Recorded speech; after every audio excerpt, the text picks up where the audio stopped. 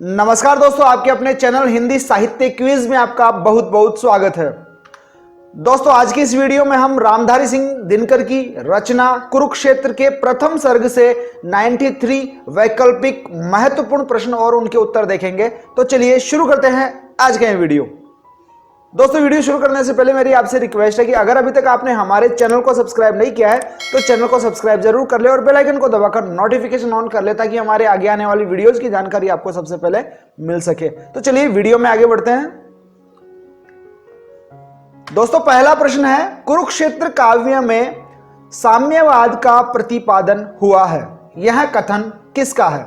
विकल्प है ए आचार्य रामचंद्र शुक्ल, बी विश्वनाथ प्रसाद मिश्र, सी नगेंद्र मिश्र या फिर डी भागीरथ मिश्र। सही जवाब होगा यहां पर विकल्प बी विश्वनाथ प्रसाद मिश्र। प्रश्न संख्या 2, कुरुक्षेत्र का उद्देश्य बुद्धि के अतिचार तथा विषमताओं का निराकार और विज्ञान के स्थान पर स्नेह की स्थापना करना है, यह कथन किस विद्वान का है? विकल्प देखिए, A doctor Nagendra, B Vishwanath Prasad Mishra, C doctor Devraj, D doctor Hazari Prasad Dwivedi. सही जवाब हो जाएगा यहां पर विकल्प ए डॉक्टर नगेंद्र।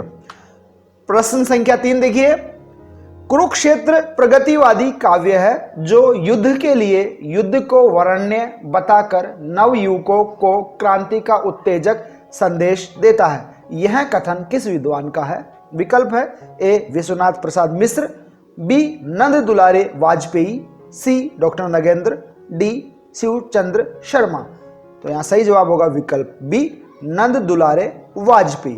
प्रश्न संख्या 4 देखिए, कुरुक्षेत्र का प्रतिपाद्य विश्व युद्ध नहीं शांति है, विश्व कलह नहीं मनुष्य मात्र की एकता है, यह कथन किस विद्वान का है? विकल्प है ए विश्वनाथ प्रसाद मिश्र, बी डॉक्टर नगेंद्र, सी शिवचंद्र शर्मा, डी भागीरथ मिश्र। सही जवाब हो जाएगा यहां पर विकल्प सी शिवचंद्र शर्मा। अगला प्रश्न देखिए, प्रश्न संख्या 5, कुरुक्षेत्र काव्य रचना के कवि कौन है? विकल्प है ए रामधारी सिंह दिनकर, बी जयशंकर प्रसाद, सी मैथिली शरण गुप्त, डी हजारी प्रसाद द्विवेदी। इस प्रश्न का उत्तर आपको पता होगा, सही जवाब हो जाएगा यहां पर विकल्प ए रामधारी सिंह दिनकर। प्रश्न संख्या 6, दिनकर जी का जन्म कब हुआ था? विकल्प है ए 23 सितंबर 1907, बी 23 सितंबर 1908, सी 23 सितंबर 1909, डी 23 सितंबर 1910। सही जवाब होगा यहां पर विकल्प बी 23 सितंबर 1908। दिनकर जी का जन्म 23 सितंबर 1908 को हुआ था। प्रश्न संख्या 7, नागरी प्रचारिणी सभा उत्तर प्रदेश सरकार द्वारा दिनकर जी की किस कृति पर पुरस्कार दिया गया था? विकल्प है ए कुरुक्षेत्र, बी उर्वशी, सी हुंकार, डी संस्कृति के 4 अध्याय। सही जवाब होगा यहां पर विकल्प ए कुरुक्षेत्र।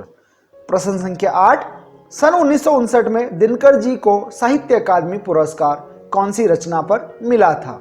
विकल्प है ए हुंकार, बी संस्कृति के 4 अध्याय, सी उर्वशी, डी कुरुक्षेत्र। सही जवाब होगा विकल्प बी संस्कृति के 4 अध्याय। संस्कृति के 4 अध्याय रचना पर 1959 में दिनकर जी को साहित्य अकादमी पुरस्कार मिला था। प्रश्न संख्या 9 देखिए, कुरुक्षेत्र काव्य कृति कब प्रकाशित हुई थी? यह प्रश्न अधिकतर पूछ लिया जाता है। विकल्प है ए 1945 में, बी 1946 में, सी 1936 में, डी 1948 में। सही जवाब होगा विकल्प बी 1946 में। प्रश्न संख्या 10 देखिए, कुरुक्षेत्र काव्य कृति को कौन सा पुरस्कार मिला था? विकल्प ए नागरी प्रचारिणी सभा उत्तर प्रदेश सरकार द्वारा, बी साहित्य अकादमी पुरस्कार, सी ज्ञानपीठ पुरस्कार या फिर डी उपयुक्त सभी। सही जवाब होगा विकल्प ए नागरी प्रचारिणी सभा उत्तर प्रदेश सरकार द्वारा। यह प्रश्न आपको प्रश्न संख्या 7 में भी दूसरे तरीके से पूछा जा चुका है। प्रश्न संख्या 11, दिनकर जी की कृति कुरुक्षेत्र का काव्य रूप क्या है? विकल्प है ए प्रबंध काव्य, बी मुक्तक काव्य, सी खंड काव्य, डी चंपू काव्य। सही जवाब होगा यहां पर विकल्प ए प्रबंध काव्य। कुरुक्षेत्र का काव्य रूप प्रबंध काव्य के रूप में है। प्रश्न संख्या 12, रामधारी सिंह दिनकर किस काव्य धारा के कवि माने जाते हैं? विकल्प है ए राष्ट्रीय सांस्कृतिक काव्य धारा, बी सामाजिक काव्य धारा, सी प्रयोगवादी या फिर डी ऐतिहासिक। सही जवाब होगा विकल्प ए, राष्ट्रीय सांस्कृतिक धारा के कवि माने जाते हैं रामधारी सिंह दिनकर। प्रश्न संख्या 13, कुरुक्षेत्र काव्य रचना की भाषा कौन सी है? विकल्प है ए अवधी, बी राजस्थानी, सी खड़ी बोली, डी ब्रजभाषा। सही जवाब होगा विकल्प सी खड़ी बोली हिंदी। प्रश्न संख्या 14 है, कुरुक्षेत्र कृति में कुल कितने सर्ग है? सही जवाब होगा यहां पर विकल्प डी 7 सर्ग। प्रश्न संख्या 15, कुरुक्षेत्र के प्रथम सर्ग का मूल कथ्य क्या है? विकल्प है ए दुर्योधन का वध, बी अर्जुन का पश्चाताप, सी युधिष्ठिर का पश्चाताप या फिर डी धृतराष्ट्र का प्रलाप। सही जवाब होगा विकल्प सी युधिष्ठिर का पश्चाताप। प्रश्न संख्या 16, कुरुक्षेत्र काव्य रचना की पृष्ठभूमि क्या है?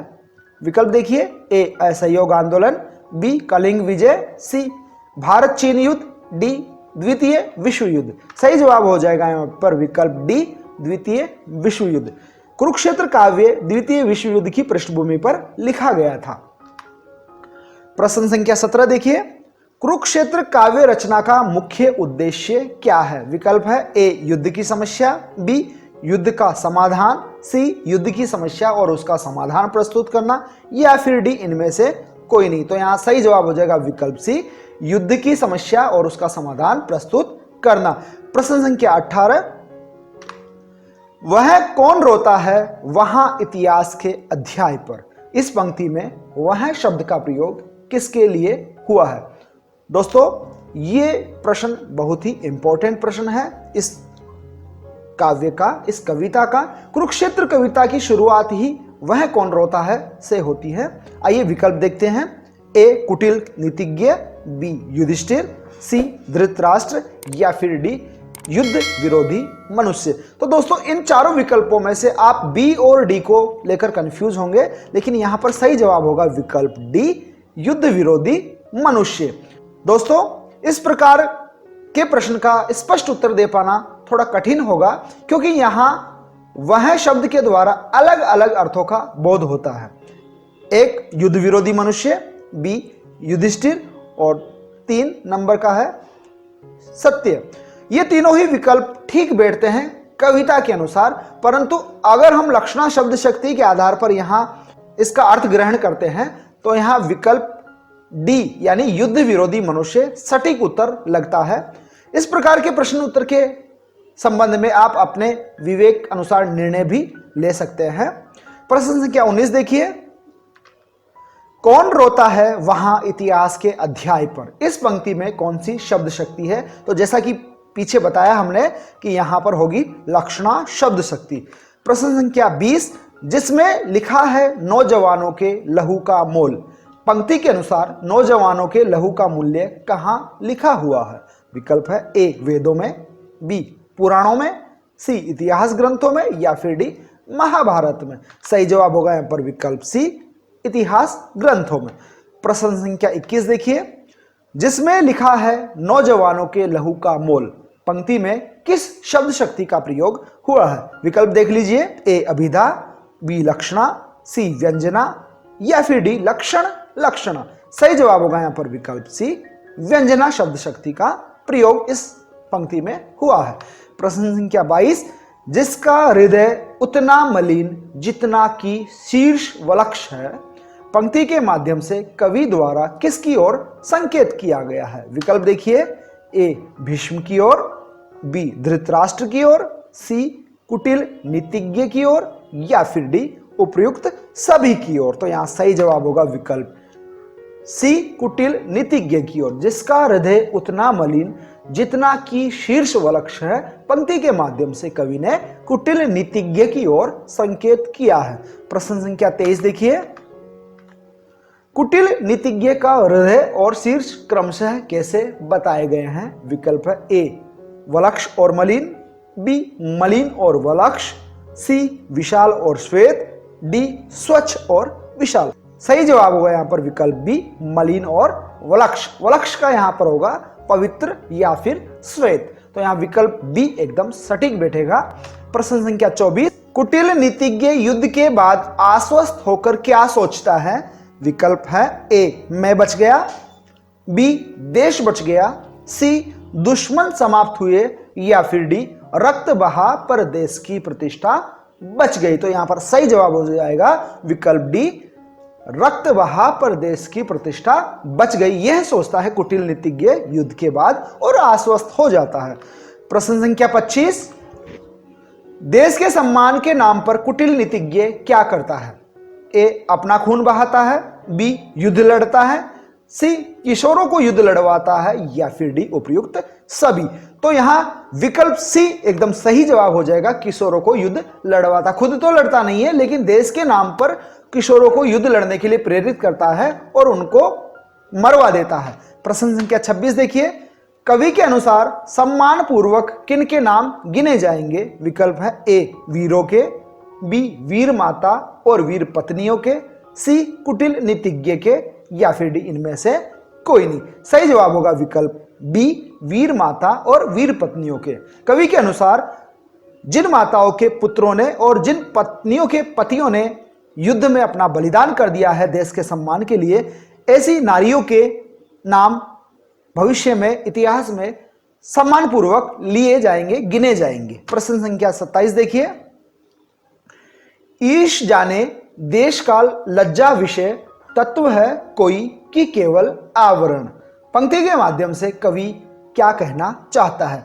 विकल्प देखिए, ए सभी युद्ध लड़ना चाहते हैं, बी सभी युद्ध लड़ना नहीं चाहते, सी स्वार्थी लोग युद्ध लड़ाते हैं, या फिर डी विकल्प बी और सी दोनों सही होंगे। तो यहां सही जवाब भी हो जाएगा विकल्प डी। इस प्रश्न के जवाब में बी और सी दोनों विकल्प सही है। प्रश्न संख्या 28, ईश जाने देश का लज्जा विषय तत्व है कोई कि केवल आवरण। पंक्ति में कौन सा अलंकार है? विकल्प है ए भ्रांतिमान, बी संदेह, सी उपमा, डी मानवीकरण। सही जवाब हो जाएगा विकल्प बी संदेह।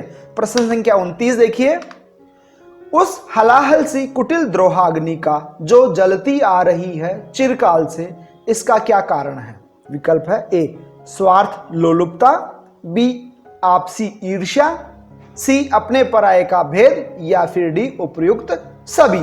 सही जवाब होगा विकल्प ए स्वार्थ लोलुपता। तो यहां कुटिल द्रोहाग्नि जो जलती आ रही है चिरकाल से, उसका मुख्य कारण है कुटिल नीतिज्ञ की स्वार्थ लोलुपता। प्रश्न संख्या 30 देखिए, उस हलाहल सी कुटिल द्रोहाग्नि का पंक्ति में कौन सा अलंकार है? विकल्प है ए उपमा, बी रूपक, सी उत्प्रेक्षा, या फिर डी श्लेष। सही जवाब होगा विकल्प ए उपमा अलंकार। यहां सी शब्द का प्रयोग हुआ है, इसलिए यहां पर उपमा अलंकार का प्रयोग हुआ है। तो दोस्तों, आज की इस वीडियो में बस इतना ही। अगले वीडियो में हम आगे के प्रश्न संख्या 31 से लेकर 93 प्रश्न और देखेंगे, और अगले वीडियोस का लिंक आपको इसी वीडियो के डिस्क्रिप्शन में मिल जाएगा। उम्मीद है ये वीडियो आपको पसंद आया होगा। अगर ये वीडियो आपको पसंद आया हो तो वीडियो को लाइक जरूर करें। चैनल को अभी तक आपने सब्सक्राइब नहीं किया है तो चैनल को सब्सक्राइब जरूर कर ले।